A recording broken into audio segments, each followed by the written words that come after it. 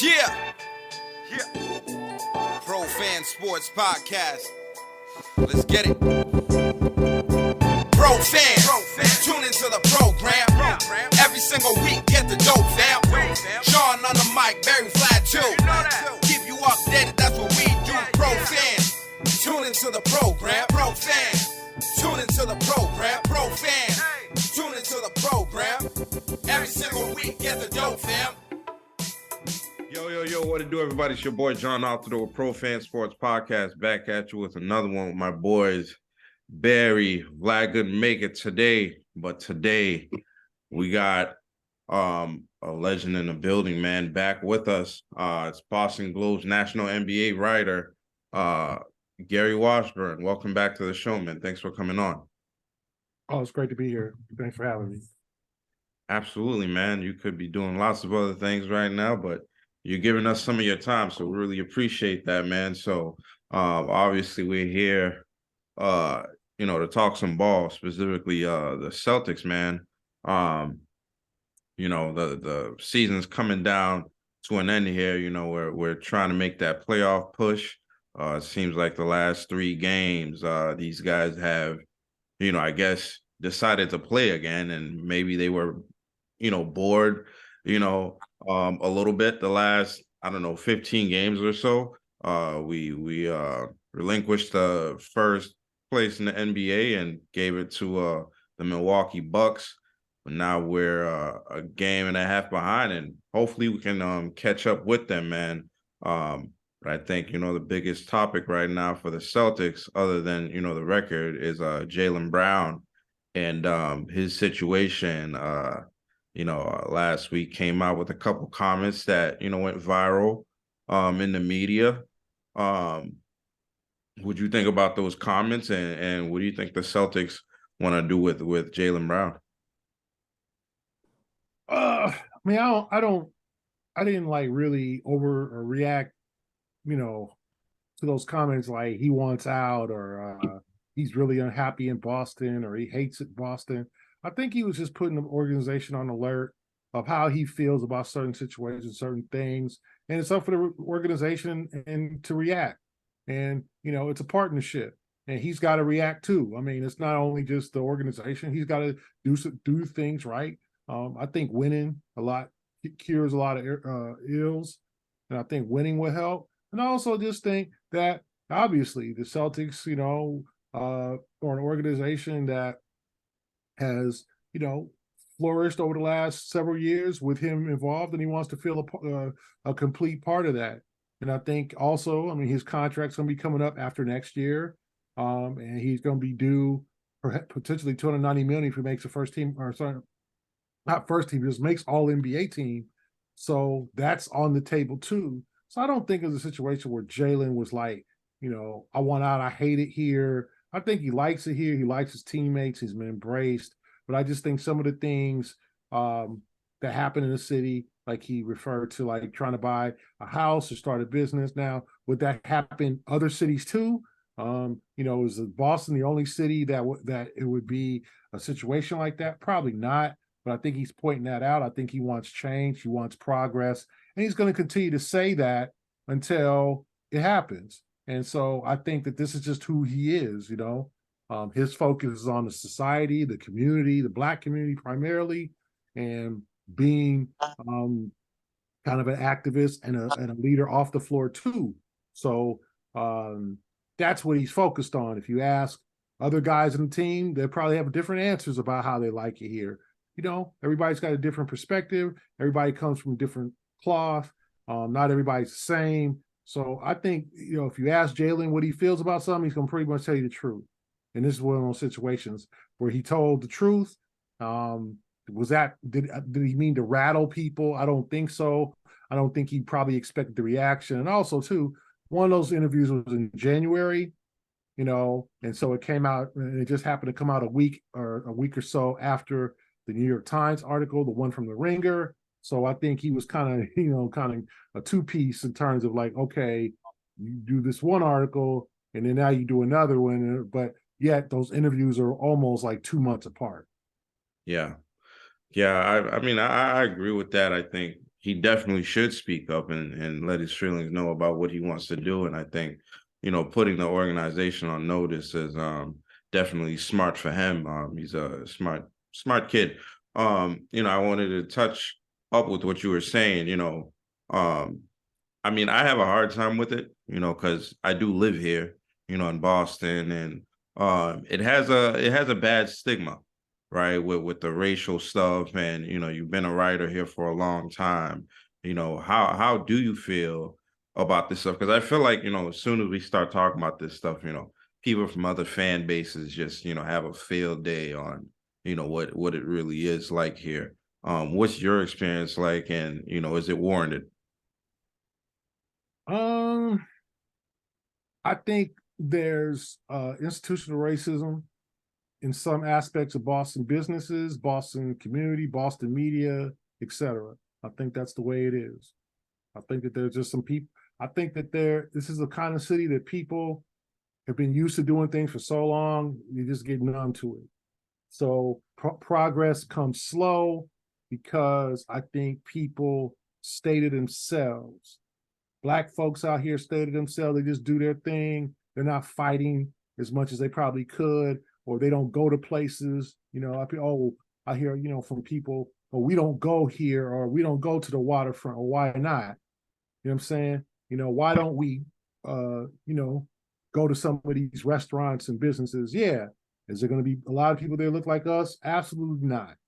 But why not enjoy ourselves? Why not take our kids down to the waterfront, to the amusement park, or some of these places that are quote unquote, we didn't go back in the day? I get it. I'm from LA. There was areas in LA you didn't go to. You was gonna get hemmed up by the police, or you were going, something was gonna happen. Now those barriers are falling. Those barriers are dissolving. So I think we have to be more proactive in a sense of finding our place and demanding that we get part of the pie here in the city, as opposed to just being so passive sometimes. I think folks are out here just so used to the way things were. And I'm not from here, so I can't speak for my uncle, my grandfather, and all that. I know some guys out here, been out here their whole life, and their parents grew up here and all that. And they used to, black people don't go to Red Sox games. Well, why not? I get it. They're the last team to integrate. I get it. Like, Yawkey was a racist owner. Some of that stuff, though, we got to demand more opportunity out here. That's what I think. One. Secondly, I think white folks in many cases are so used to having things a certain way that they keep it a certain way until you tell them that we don't want it that way anymore. Like, I look at the sports media. The last 2 months, there's been 2 cases of two members of the sports talk radio make racist statements. They get a little slap on the wrist, a little 3-day, 4-day, 1 week of suspension, and back on the air. If you look at the makeup of the radio shows out here on this major sports talk stations, 99% white males. No one really says anything. It just keeps moving. One guy moves from one station to another station. Yeah. As I've said on other podcasts, the only time a black dude or black person gets a chance to be on sports talk radio, he had to play for the Patriots or the Red Sox or the Celtics. That's it. You have to be an athlete. That's your credentials. Other guys, white guys, they don't have those type of credentials, but they get those opportunities. So we have to fight for those opportunities. We have to educate each other. We have to bring up young people. I have to do things as a journalist, let people know that people can do what I do, and they can job shadow me, or they can come to the arena and they can get opportunities to work. If you want to do things like cover the Celtics, it's possible as a person of color. I think some of us don't even realize that. I also think that we don't have, how do I put this? Like, I spoke at a local Boston high school. The high school is a middle school in the hood, quote unquote, right? Kids were not prepared. They didn't know, I'm saying they didn't know who I am. They didn't do any research. They didn't really care, right? They're not being prepared. The people, the adults, the teachers are not preparing these kids to succeed, right? And you got people who want to help. You guys want to help. You want to go and be role models.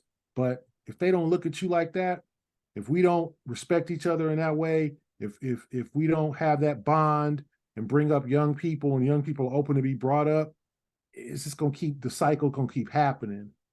And so we have to, folks, we have to work harder to reach out to those young kids. You know what I'm saying?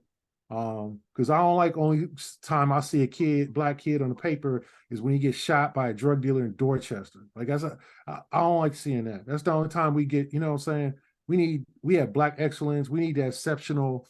We need to find out who these exceptional kids are.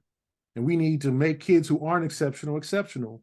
We need to work with kids. And I said, I went to this school, mostly black kids, and it just seemed like they was just trying to get through the day, man. They was sleeping. It was so discouraging.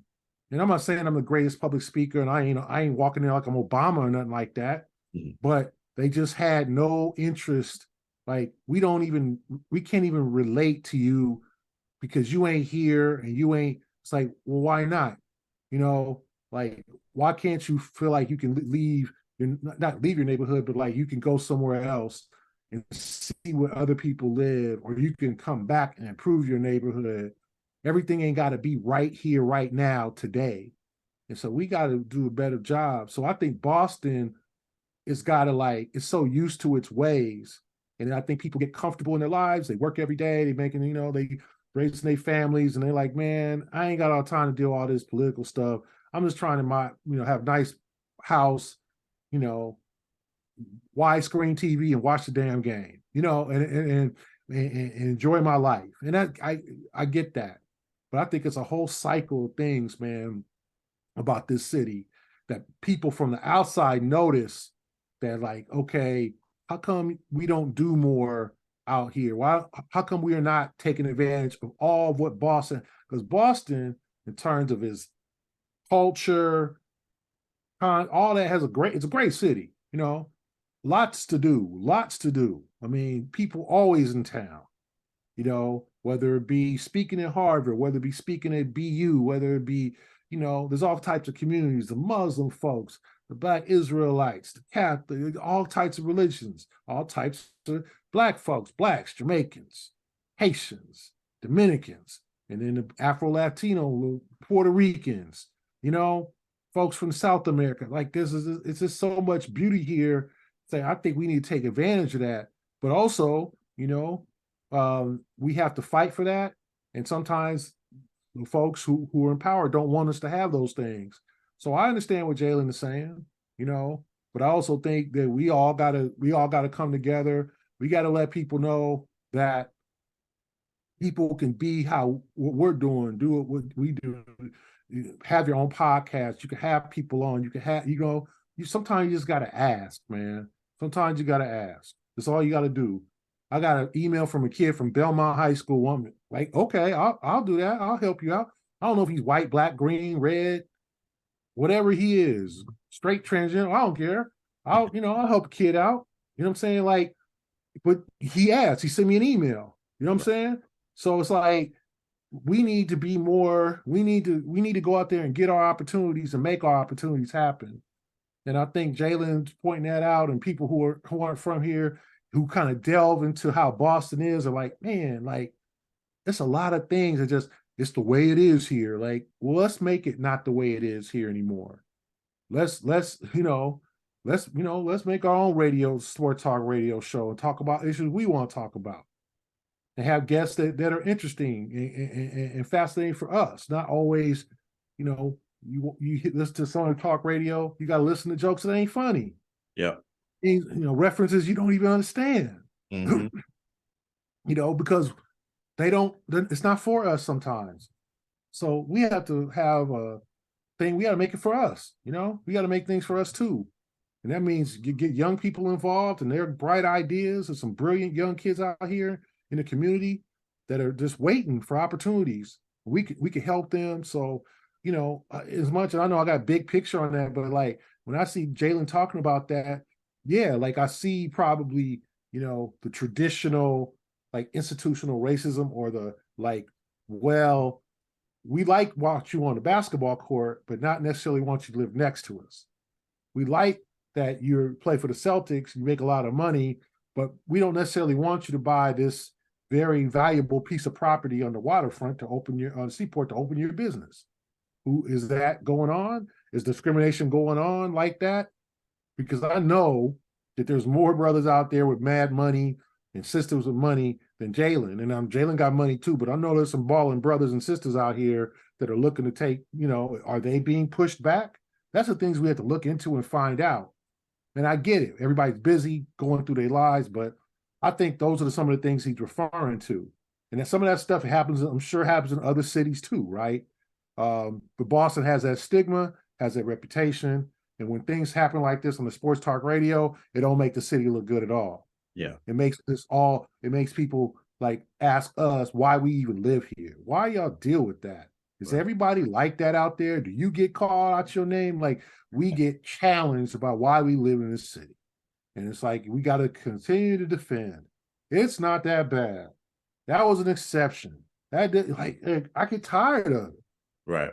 I like it here. I've been here 13 years now. I'm born and raised in Los Angeles. I actually like Boston. Yeah. Who knew?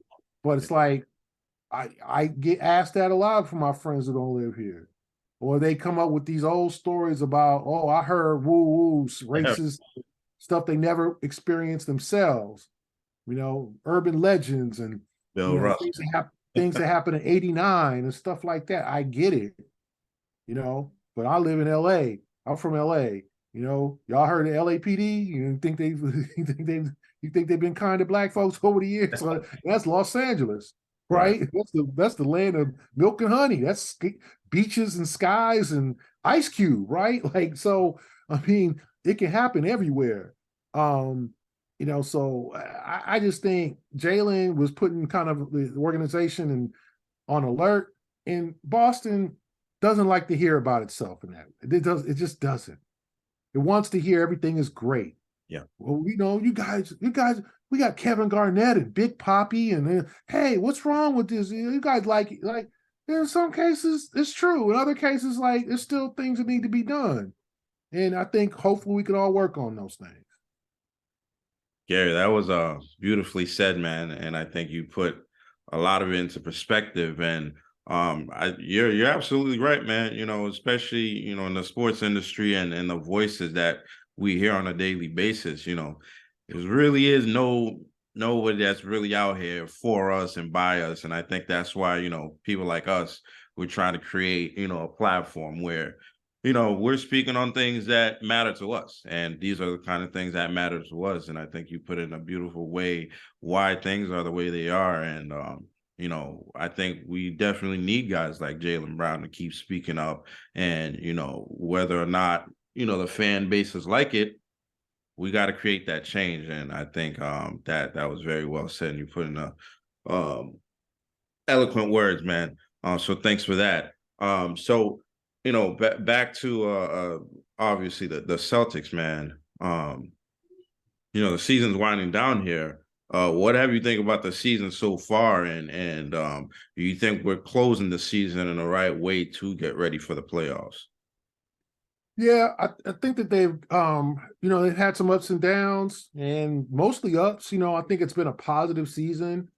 But there's no great team this year in the NBA. There's no team. There's no 96 Bulls. There's no 16 or 17 Warriors. Like, there's no team was gonna run away and win 65, 68 games. There wasn't no 2012 Heat. You know what I'm saying? There just wasn't that, or 2013 Heat. There wasn't that team. So the fact that the Celtics have had their ups and downs is kind of typical of all the teams, even the good teams. The Denvers have had their downs. The Milwaukee's have struggled. Philadelphia a little bit, But the fact that the Celtics are a game and a half back from first with 7 to play, I think that's a good thing. I think they fought. Now, do they have some games that they wish they could have back? Yeah, that's the way the season is.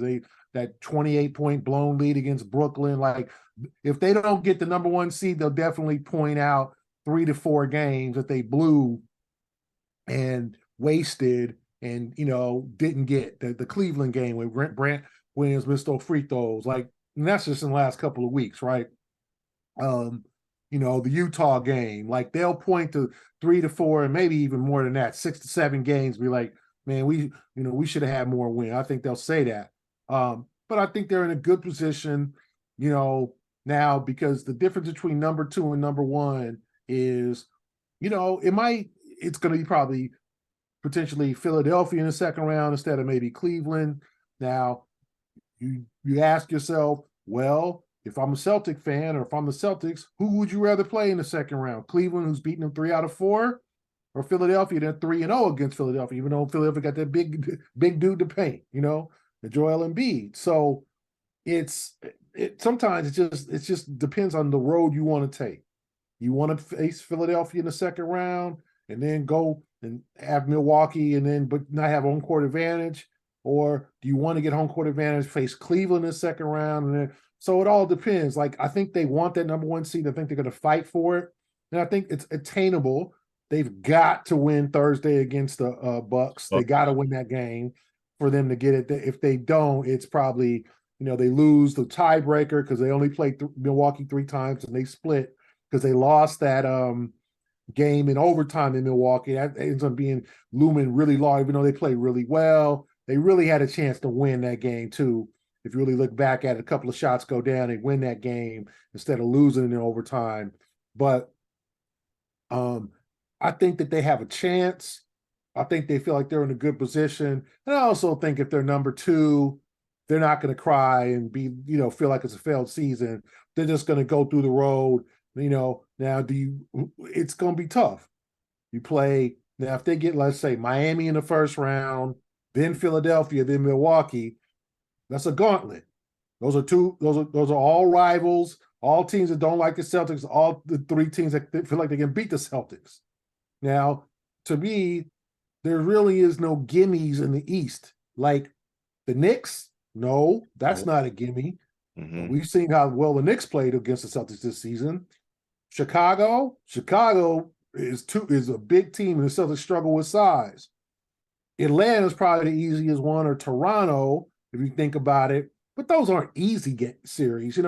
What you don't want in the first round is a team to take blood from you. You don't want them. You don't want to leave with a chunk of flesh taken out your body because this team done taking you 7 games or 6 hard games. What you want to do is you want to finish it in 5, and move on. You don't want a team that's going to take blood from you. So it's not going to be an easy road, but it also won't be an easy road, I don't think, for Milwaukee. There's some tough teams out there. There's no Charlottes or no, it seems okay. That's sweet. Who knows what to make of Brooklyn? I think people are going to want to pick them as, okay, that's a team that they'd like to play because the Nets are kind of struggling and they don't really have a star. But we'll see. I mean, I don't think the Celtics do want to play Miami in the first round, but we'll see. Toronto, maybe. I said Atlanta. You'd like to. I would think the teams that they're be good with are Atlanta, Toronto, and Brooklyn. Chicago and Miami, well, might be a little bit more of a challenge. Absolutely. Yeah, no question about that. I think, as we all know, playoff basketball is all about, matchups and, how you match up with, the other teams, that are in your conference. And certainly, if you're the Celtics, you want to, wouldn't say the easiest road, but, the best possible matchup so that it's not as tough as it can be. So it's not like you said, Gary, like you're not going through that gauntlet and being like one down by the time you get to the Eastern Conference Finals or even the finals. Because the thing was, last year I felt like that caught up to him, particularly in the finals, and they got, tired and burnt out and fatigued and exhausted and kind of just ran out of gas, because they had to go through the Bucks even without Chris Middleton. They had to go through 7 games with Miami, and then they had to go through another 6 with Golden State. So that takes a lot, out of it for sure. And, they definitely took a lot out of the team last year. So hopefully they don't put themselves in that same situation, in that same position, and can learn from, their playoff experience last year to put themselves in the best possible to get back to finals and to get that champion, that NA team that they're really hungry getting that these guys really, want to get accomplished this year. So my question to you is, do you see any concerns, anything that Celtics fans should be really, worried and concerned about with this team moving to the playoffs that might keep them from getting back to the finals and, making a deep playoff run this year? Well, I think the only thing that concerns me, I think they're at a good place with health.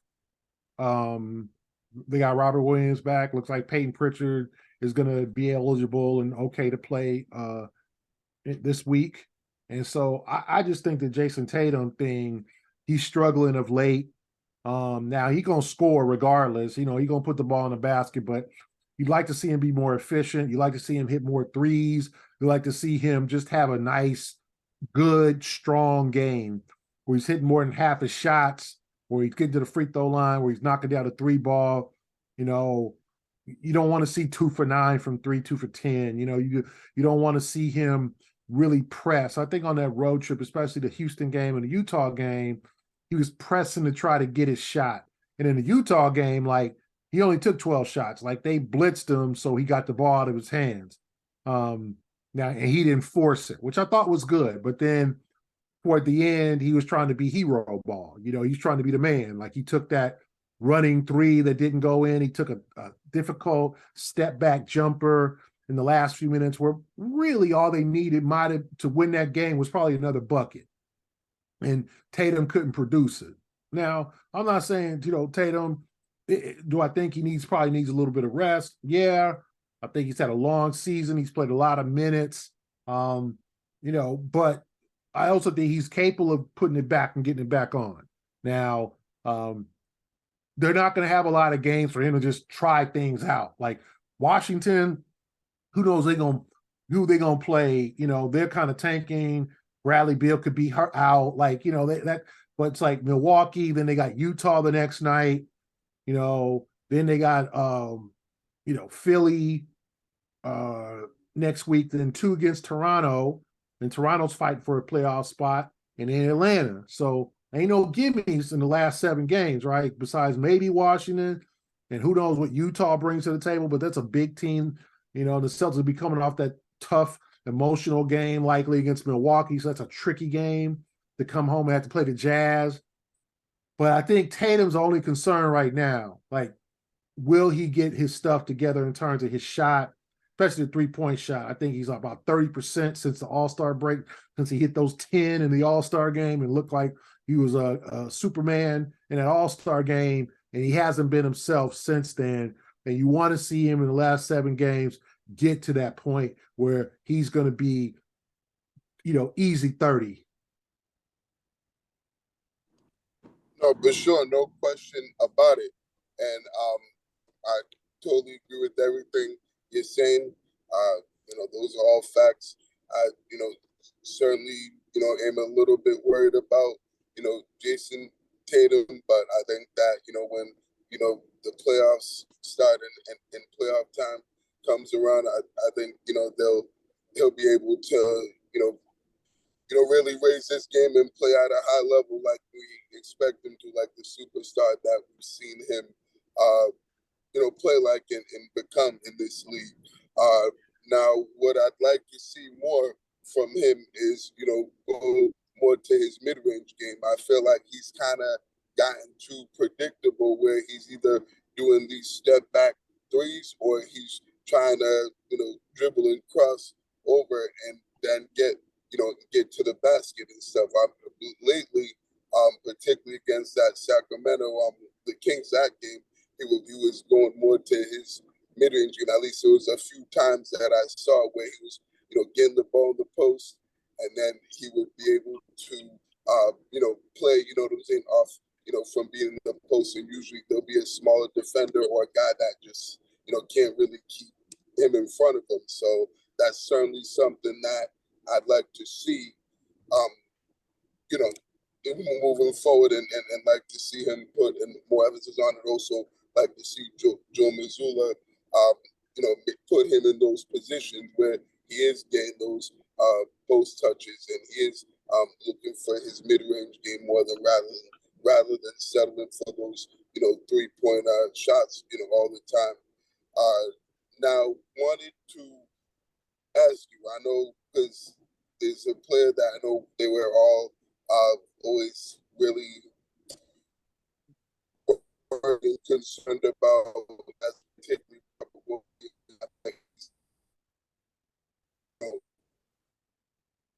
and it's a whole different team when he's on the floor. You can see it, his energy and what he brings to the table, particularly on the defensive end. You know, with the athleticism and the shot blocking that he brings now.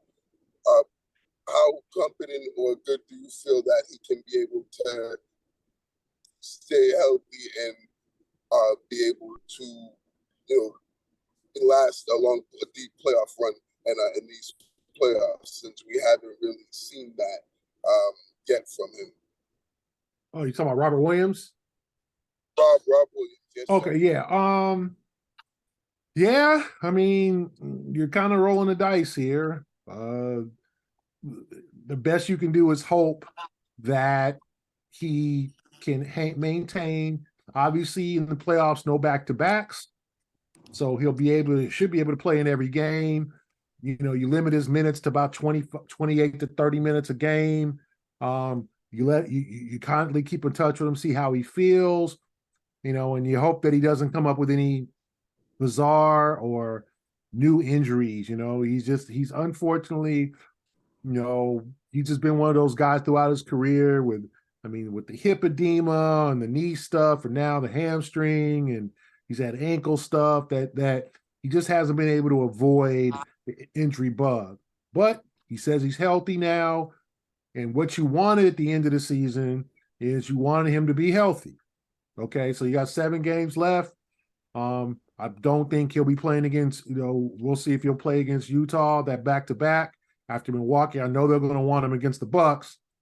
So, do the Celtics kind of give up that Utah game, rest Al, rest guys, in that back-to-back? But then again, they got a few days off after that game. So it'll be interesting to see how it goes for the rest of the season. But you want to keep him healthy, but also also sharp. You want him to be able to get his wind up so where he can play 30, 35 minutes at one time.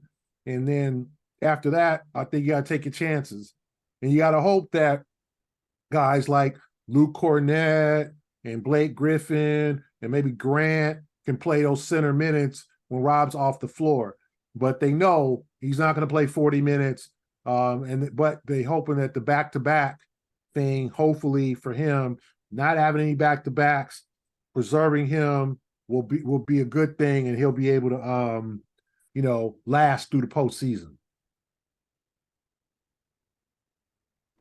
No, for sure. That's certainly what I hope, and all Celtic fans hope happens, and that's certainly what we want to see happen with him, moving forward, particularly once they start their the playoff run is, hopefully he'll be able to stay healthy and stay on the court and, be able to give you those 25 to 30 minutes a night and not have to worry about, any sort of injuries popping up or anything lingering that could, have a, long-term effect on him moving forward as the playoff run goes on.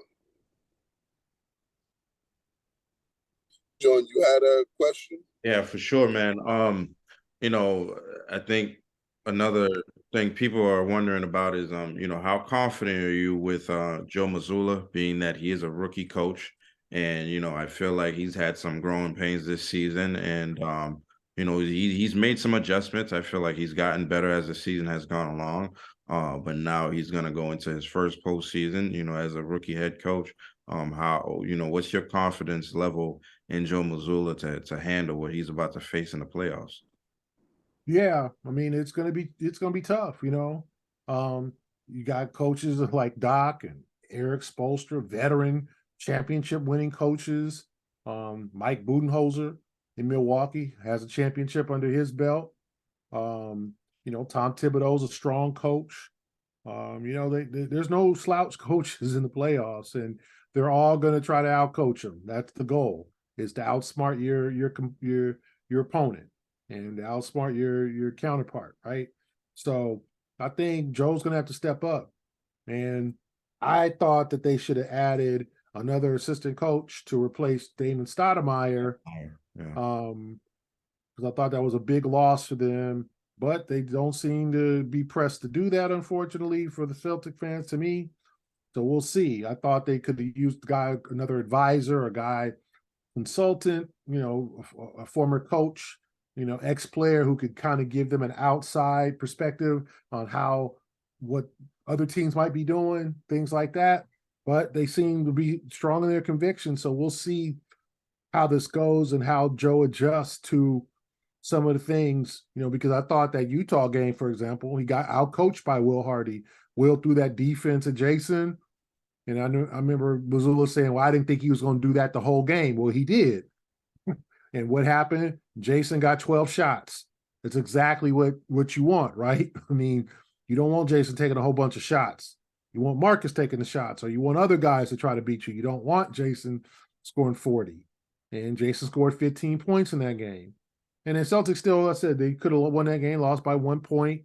But that's the kind of coaching that he's going to face. Teams are going to go throw wrinkles. They're going to throw a zone defense here and there. They're going to try to see they're going to mix it up, because it doesn't matter. They're trying to win the game, right? So Joe's got to be prepared for that. I hope he is. Do I think there's concern? Should be concerned because the first-year coach? Of course I do, because this is his first run. Now, he's been an assistant coach in the playoffs under Ime and under Brad, but this is his first time being, what they say, 6 inches, 12 inches over in the other seat, the head coach's seat.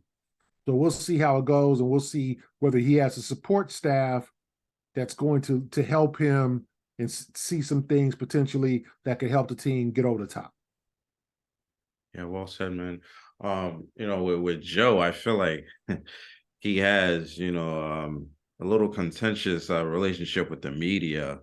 I see him going back and forth sometimes with the media. How do you think he's handling, the media questions and his personality and relationship with the media?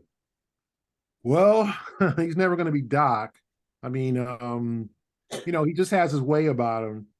And, he's going to challenge you sometimes. He's going to be short sometimes and curt with you sometimes. And, you have to learn how to handle that. I mean, that's just the way it is. It doesn't bother me at all.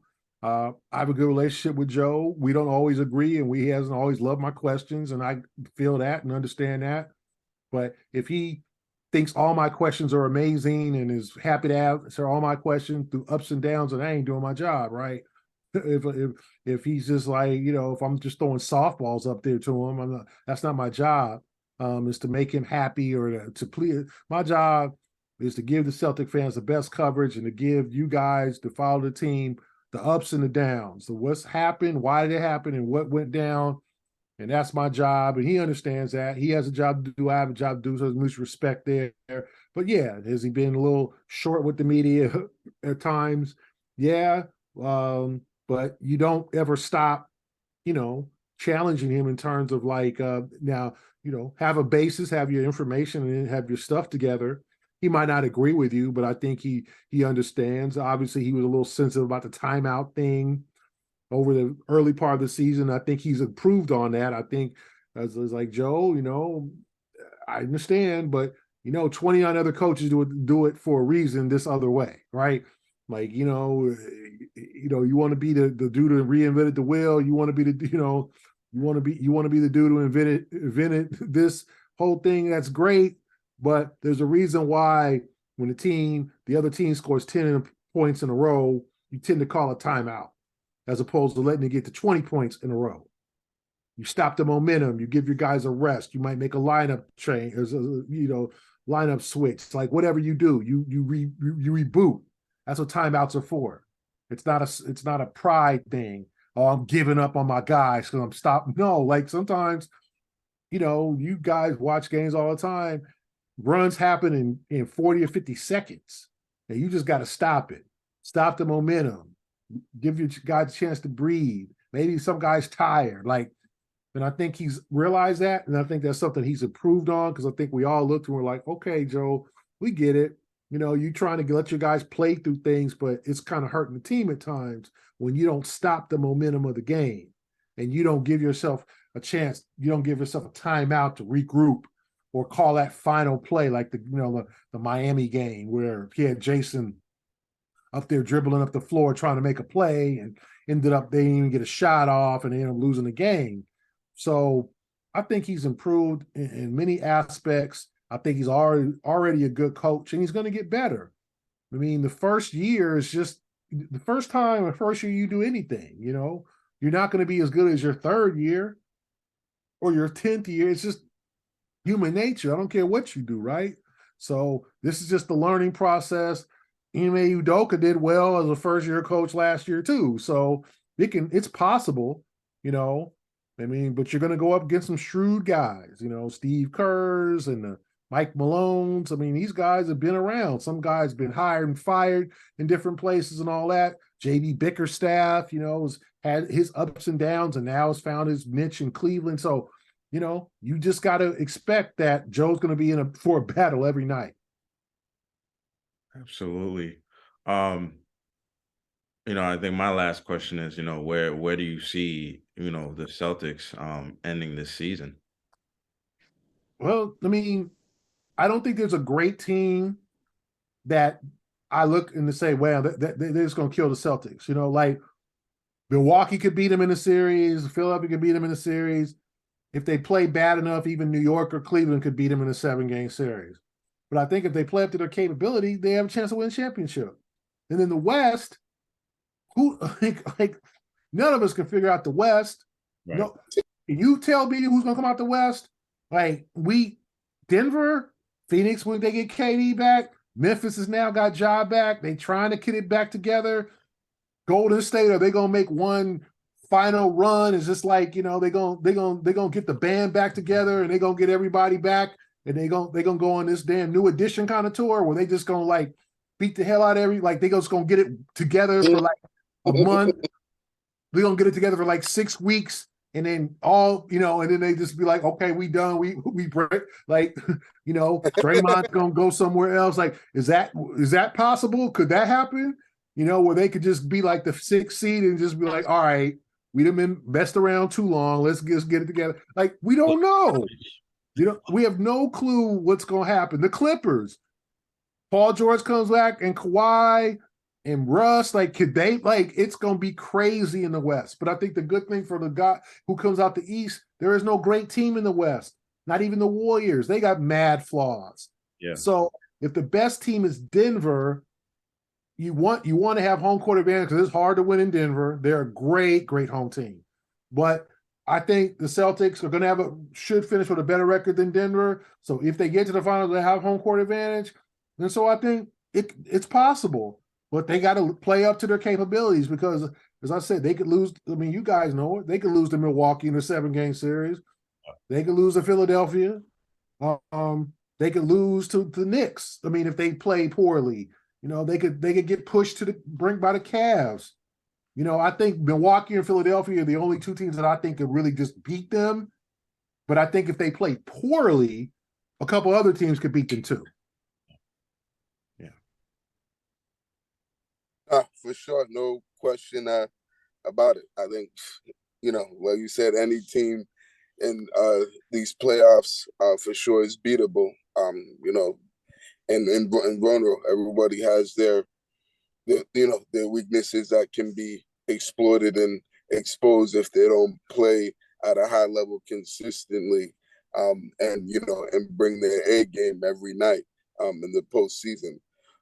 Now, my last question for you is like, how important are the bench guys, and what I mean by the bench guys, like the D Whites and the Malcolm Brogdons going to be for this team in the playoff run, particularly since they didn't have Malcolm Brogdon last year, and Derek White's had a really great year and really stepped his game up and been a lot more consistent. And then how are they going to figure out who's going to be in the closing lineup to close out the game? Because Derek White hasn't been in there a lot and hasn't really played too many minutes in the fourth quarter. So how can they, be able to find ways and opportunities to play him and Malcolm Brogdon, in the fourth quarter, in close games in the playoffs?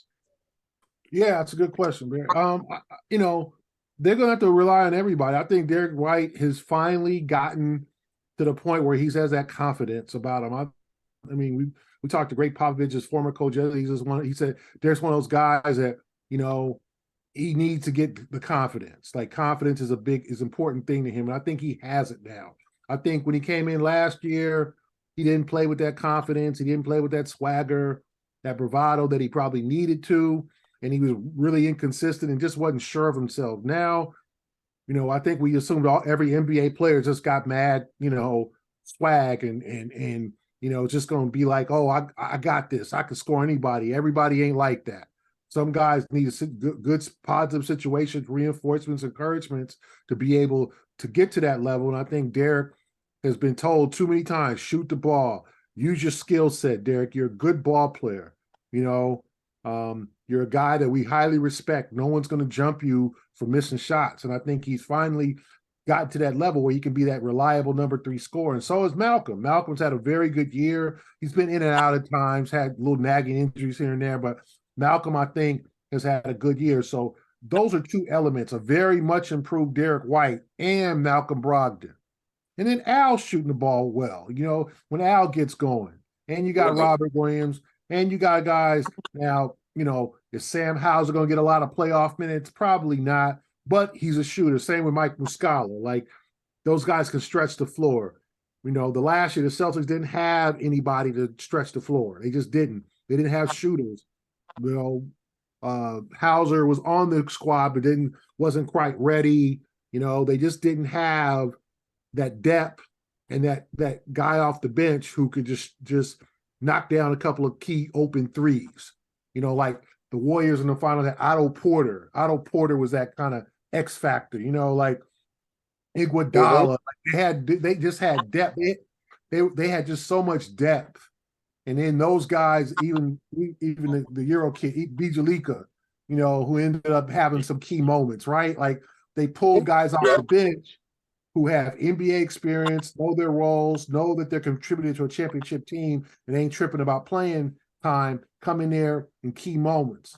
I think the Celtics have that now. They got they got Grant Williams out there. Grant can make some plays. Like, I think, and Marcus will be an interesting person, I think, because he's not had a great year. We all could admit that. He's not going to win Defensive Player of the Year back-to-back. It's just been a tough year for Marcus. Physically, his shot hasn't gone down. He's had some blow-ups he's been a tough year, bounce back year year after for Marcus from having a really good year. And, he could be a guy who could make some big plays in the playoffs, get him healthy. He got ejected against the Spurs. You don't like to see that. You don't like Marcus doing too much talking and getting texts and stuff like that. You don't want to see that too much. But I think he's a key element too. We talk about the bench and all that. And as you allude to, John, like, is he going to be in the fourth quarter? Or are they going to play the backcourt of Derek and Malcolm, Jason and Jaylen, and Robert and Al? Is that going to be the closing lineup at times? Or, maybe Joe says, hey, Marcus, you making too many mistakes or too many quick threes or whatever. Like, we're going to go with a guy who's more steady. Now, it might hurt some feelings, bruise some egos, but you're trying to win a chip. So we'll see, because I think Marcus has not had a great year. And so I do think they need to get Derek down the stretch to score, to give them a chance at easier buckets. Absolutely. I certainly agree with that. And I think that's the biggest difference with this team is, the bench and the depth, and those two particular guys, the Malcolm Brogdons and Derek White's, the improved Derek White. So I think that's going to be really key for their playoff run and really that will be a factor as far as how long they end up going into the playoffs and whether they're making it back and whether they win band 18. So those guys are going to be huge in this postseason run, no question about it. For sure. Well, Gary, man, I think you've given us even more time than we usually get. So we really appreciate you coming on. Thank you, man. Again, thank you so much, for coming on our platform and just having the mindset of helping guys that are trying to come up and create their own platform. So we really appreciate you. Really appreciate your work, and we're gonna keep following you on everything that you're doing. Appreciate it, brothers. Anytime, man. Let me know next time. I'll be ready. All right, Gary. No doubt. Thank you so much. And thank you for those beautiful, inspiring and powerful words that you had said early on in the show that really, touched me and and inspired and motivated me. So I appreciate you for that and for speaking up for, the Black community in Boston. So thank you so much for stating those, words, in our platform on this podcast. I greatly appreciate that for sure. Thanks a lot, guys. I'll see y'all soon. Have a good night. I see you, Gary. Okay. Take care. Have a good night. Care. Thanks for your time.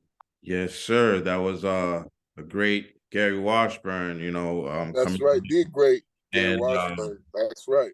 Giving us some knowledge, and like you were saying, Barry, I really loved what he had to say about the controversies and the racial situation out here in Boston. And I hope people didn't just shut this thing down and thought it was just gonna be about race and all that stuff, because how it gets around here. So I think he's a dude that has a lot to say and a lot of good things to say. Obviously, that's why he's where he's at. So if you guys want to support Gary, you really don't have to get it from me, but follow him on Twitter. It's G Washburn Globe. So that's where you can find Gary Washburn. Just write it on Google, man. You'll find him. He's not hard to find. Make sure you're following us as well. We're at ProFan Sports on everything except for Instagram, and that's at ProFans_sports. Thanks for watching us. If you're still watching, make sure you're subscribing. That black button at the bottom of the video. It's the best way you can support us. We're dropping every week, content every day on social media. So make sure you get with us, man. So until next time, Vlad, we miss you. We'll catch you on the next episode, y'all. Y'all have a good night. Peace out. Have a good week, everyone. See y'all next week. Thanks for watching and all your support.